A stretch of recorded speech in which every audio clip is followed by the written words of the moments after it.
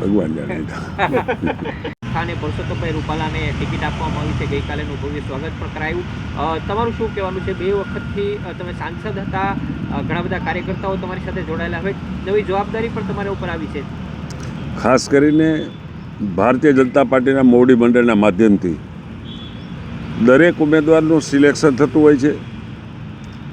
છેલ્લી 2 ટર્મથી આ લોકસભામાં મારા ઉપર પાર્ટીએ વિશ્વાસ મૂકીને મને લડવાની તક આપી હતી. એ જ રીતે આ વખતે પ્રદેશ પાર્લામેન્ટરી બોર્ડ અને રાષ્ટ્રીય પાર્લામેન્ટરી બોર્ડે એક નિર્ણય કર્યો કે પરસોત્તમભાઈ રૂપાલા રાજકોટથી ચૂંટણી લડશે. તો એક સ્વાભાવિક અમારી પ્રક્રિયા છે. મને પણ આ ભારતીય જનતા પાર્ટીએ 9 વખત ટિકિટ આપી છે અને 8 હું ચૂંટણી લડ્યો છું ને દરેક વખતે જીતો છું. આ પાર્ટી મને ગુજરાતમાં હોય, કેન્દ્રમાં હોય, મંત્રીમંડળમાં પણ મને કામ કરવાની તક આપી છે. તો પાર્ટી એક મા જેવું પાત્ર છે. જે માને 2 બાળક હોય અને રમકડા માટે 2 બાળકો રમતા હોય, એમાં નાનું બાળક રોતું તો મોટા બાળકને હાથમાંથી રમકડું લઈને નાના બાળકને દે. એવી ભૂમિકા અમારી ભારતીય જનતા પાર્ટીની છે. તો ખાસ કરીને જે રૂપાલાજી અમારા ગુજરાતના પૂર્વ પ્રદેશ અધ્યક્ષ પણ રહી ચૂક્યા છે, અમારા સિનિયર છે, એમને ટિકિટ આપીને અહીંયા જીતાડવાની જવાબદારી અમારી ભારતીય જનતા પાર્ટીના કાર્યકર્તાની છે અને સવિશેષ મારી પણ છે. તો બને મળી તેના કરતાં ડબલ લીડ એમને મળે એમાં અમારા પ્રયત્ન રહેશે. અને એને આવકારવા માટે ગઈકાલે જ્યારે એ ગાંધીનગરથી પધાર્યા ત્યારે રાજકોટ જિલ્લા ગ્રામ્ય કાર્યકર્તા ભવ્ય સ્વાગત કર્યું. અહીંયાથી સિટીમાં આવ્યા, સિટીના કાર્યકર્તા ભવ્ય સ્વાગત કર્યું અને રણછોડદાસજી આશ્રમના મંદિરે જઈને માથું ટેકવીને આશીર્વાદ લીધા. એવા અન્ય સંતોને પણ મળ્યા કાલે. અમારા પ્રદેશના જૂના મોવડીઓ, દાખલા શિવલાલભાઈ વેકરિયા હોય કે વજુભાઈ વાળા હોય કે આ બધાને પણ મળ્યા.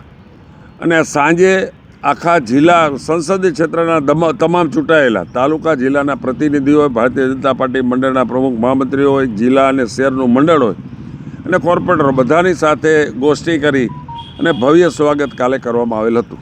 મોહનભાઈ, ખાસ કરીને તમારા વિસ્તારમાં એવા કયા કામ થયા છે જેને લઈને તમને સંતોષ છે તમારા સમયગાળા? ખાસ કરીને છેલ્લા 10 વર્ષમાં જે અગાઉના વર્ષો કોંગ્રેસની સરકારના જો કેન્દ્ર સરકારના વર્ષો ગણીએ એના કરતાં અનેક ગણા કામો આ છેલ્લા 10 વર્ષમાં નરેન્દ્રભાઈની સરકારના માધ્યમથી રાજકોટ અને સૌરાષ્ટ્રને વધારે સુવિધા પ્રાપ્ત થઈ છે. કે દાખલા તરીકે મારા જીવનની અંદર એ કહું તો એમ્સ હોસ્પિટલ, મારા રાજકારણમાં આટલા વર્ષોમાં જે એમ્સ હોસ્પિટલ મળી છે એનાથી મને ઘણું સંતોષ છે કે મારા સમય દરમિયાન નરેન્દ્રભાઈએ એની સરકારમાંથી અમને એમ્સ હોસ્પિટલ આપણને આપીને સૌરાષ્ટ્રના લોકોને આરોગ્યનું જબરજસ્ત ધામ પૂરું પાડ્યું છે. એનાથી મને ઘણો સંતોષ છે. આથી વિશેષ કામો ઘણા છે કે દાખલા તરીકે ઇન્ટરનેશનલ એરપોર્ટ આપણને મળ્યું છે. જે સૌરાષ્ટ્રનો વર્ષો જૂનો આપણો એક પ્રશ્ન હતો કે સુરેન્દ્રનગરથી રાજકોટ લગી સિંગલ ટ્રેક રેલવે હોવાના કારણે સૌરાષ્ટ્રને આપણે નવી ટ્રેનો મળતી નહોતી. એ ડબલ ટ્રેક પણ થઈ ગઈ છે. એના કારણે સૌરાષ્ટ્રને નવી ટ્રેનો મળી, રાજકોટને પણ ઘણી નવી ટ્રેનો મળી છે.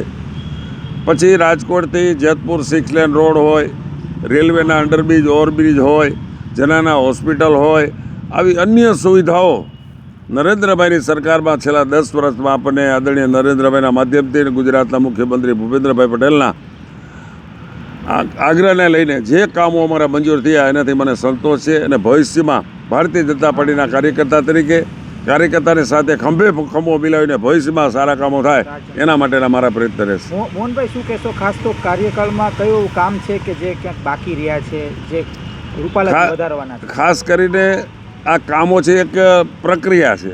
એક કામ પૂરું થાય બીજું કામ આવે, બીજું કામ પૂરું થાય ત્રીજું કામ આવે.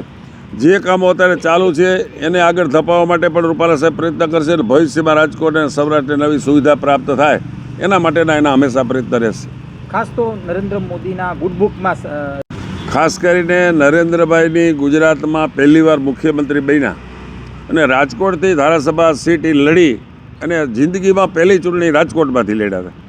ત્યારથી અત્યાર સુધી નરેન્દ્રભાઈની સાથે કામ કરવાની મને તક મળી છે. એની સાથે ગુજરાતમાં 2 વખત મંત્રીમંડળમાં કામ કરવાની તક મળી છે. કેન્દ્રમાં પણ એની સરકારમાં કામ કરવાની મને તક મળી છે. વર્ષો સુધી એમની હારે કામ કર્યું છે. જે માણસ 18 કલાક કામ કરે છે, એક દિવસ નહીં પડે, રજા નથી પાડતા, એમાંથી અમને પણ ઘણી પ્રેરણા મળી છે.